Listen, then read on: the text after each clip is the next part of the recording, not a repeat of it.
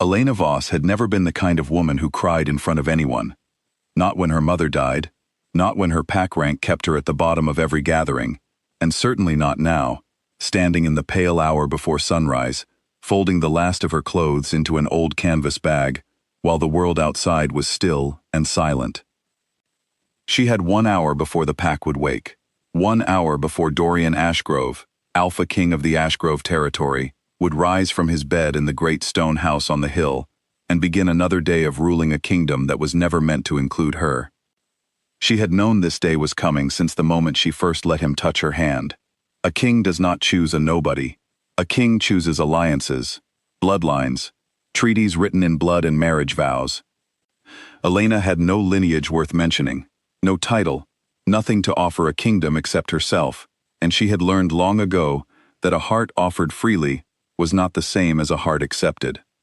3 days earlier, the announcement had come.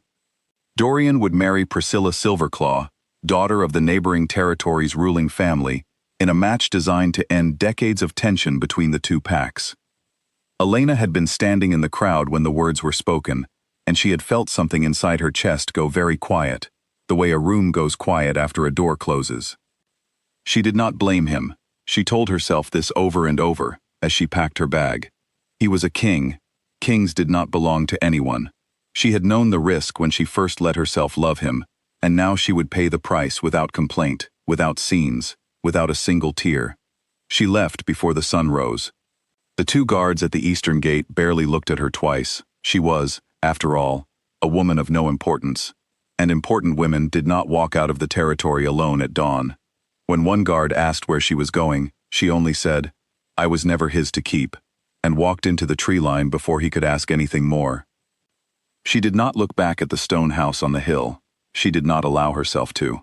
Dorian did not learn of her departure until mid-morning, when his personal attendant mentioned, almost as an afterthought, that the girl from the eastern quarter had left the territory before dawn. Dorian, buried in wedding preparations he did not want, and treaty documents he could barely stand to read, only nodded. He told himself it was for the best. A king could not chase after a woman who was never meant to be his queen. He had responsibilities. He had a pack to protect. Elena would understand, in time, why he let her walk away without a word. He did not know, in that moment, that he was already wrong about everything. Elena settled in a small town near the border, a place where humans and wolves lived close enough to share markets and streets, but far enough from pack politics that no one asked too many questions. She found work at a bakery, kept her head down, and told herself that this quiet, ordinary life was enough. It was 3 weeks after she left that she first noticed something was wrong. She had always been careful.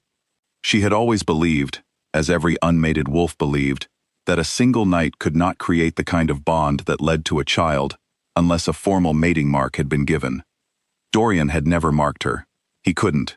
A king's mark was sacred, promised only to a chosen queen. And yet, standing in her small rented room above the bakery, staring at the unmistakable signs her body had been trying to tell her for days, Elena understood that everything she thought she knew about her kind was about to be tested. She was carrying his child. The fear that rushed through her was unlike anything she had ever felt. Not fear of being alone, though that frightened her too, but fear of what this meant. Unmated pregnancies among wolves were rare enough to be considered nearly impossible, and when they did occur, they were almost always the result of a bond deeper than either party had admitted, even to themselves. If this child was real, if this child was growing inside her, then Dorian's blood ran through it in a way that pack law had never accounted for. She thought about returning. She thought about walking back through that eastern gate and telling him the truth, but every time she pictured it, she saw only one thing. Priscilla Silverclaw standing beside him at the altar, the treaty signed, the alliance sealed. She would not be the woman who arrived at a king's wedding carrying a secret that could tear 2 territories apart. She would not make her child a weapon in someone else's war. So she stayed silent, and she stayed hidden, and she let her belly grow round with a secret only she carried. The months that followed were not easy. As her pregnancy progressed, Elena began to notice strange things about herself, things that unsettled her more than the pregnancy itself. Her senses sharpened beyond anything she had known, even as a full-grown wolf. She could hear conversations from streets away. She could smell danger before she saw it. And more than once, she caught other wolves in the market watching her with expressions of confusion, as though they sensed something about her they could not name. She told herself it was simply the pregnancy. She told herself many things during those months, mostly to keep herself calm enough to sleep at night. But the truth, the one she could not outrun, was that the child inside her was not ordinary. Alpha blood, especially royal alpha blood, carried a power that announced itself even before birth, and that power was beginning to attract attention Elena had never wanted. It started small. A stranger asking too many questions at the bakery. A pair of unfamiliar wolves lingering near her rented room for longer than seemed natural. Elena, exhausted and increasingly afraid, began to understand that hiding was no longer simply a matter of pride. It had become a matter of survival. Back in the Ashgrove territory, Dorian's wedding to Priscilla Silverclaw was falling apart, in ways no one had predicted. It began with a letter, intercepted by one of Dorian's most trusted advisors, revealing that the Silverclaw family had never intended the alliance in good faith. They had been using the engagement to stall for time, while secretly negotiating a far more profitable arrangement with a rival territory to the north, one that would have left Ashgrove exposed and vulnerable the moment the ink dried on Dorian's marriage contract. The betrayal, when it came fully to light, was staggering. Dorian stood before his council, the wedding just 2 weeks away, and felt something he had not allowed himself to feel in months. Relief, tangled together with a grief he did not fully understand. He called off the wedding. The Silverclaw family raged and threatened consequences that never came, too afraid of open conflict with a king they had already wronged. And in the strange, hollow quiet that followed, Dorian found himself thinking, for the first time in months, about the woman who had left without a single tear. He had told himself she would understand. He had told himself it was for the best. But standing now in the empty hall where his wedding preparations had once stood, he understood, with a clarity that frightened him, that he had let go of the one person who had never asked him for anything, and he had done it because it was easier than fighting for her. He sent trackers to find her. It took weeks. Elena had been careful, and the border town was not an easy place to search without drawing attention. But eventually, word came back. A lone she-wolf, living quietly near the border, visibly pregnant, carrying herself with a strange, unmistakable aura that more than one tracker described as unsettling in its familiarity. Dorian did not wait for confirmation. He rode for the border himself. He arrived on a gray afternoon, the kind of overcast day that made the whole world feel as though it were holding its breath. He found the bakery first, and the woman behind the counter told him, with visible unease, that the girl he was asking about had left work early that day, something about feeling unwell. Dorian followed her scent through the narrow streets, his heart pounding in a way it had not pounded in months, and he was 3 streets away from her rented room when he heard the growl. Elena had felt them before she saw them. 3 rogue wolves, drawn by the same aura that had been following her for weeks, had finally worked up the nerve to corner her in a narrow alley behind the bakery. She had tried to run, but her body, heavy with the child she carried, betrayed her, and now, she stood with her back against a cold stone wall, facing 3 wolves who had clearly sensed the royal blood in the child she carried, and had decided that an unclaimed heir, unprotected and unguarded, was worth the risk. "Whatever you think you're going to gain from this," Elena said, her voice steady despite the fear pounding through her, "you're wrong. There is no unclaimed heir here. There is only a mother protecting her child." The largest of the 3 rogues laughed, a low and ugly sound. A mother with no mate, no pack, and no one coming to save her. Royal blood doesn't need a name attached to be valuable. Elena felt her wolf rise inside her, instinct overtaking fear, and despite every warning her body gave her, despite the child she carried, she shifted, choosing to fight rather than stand defenseless.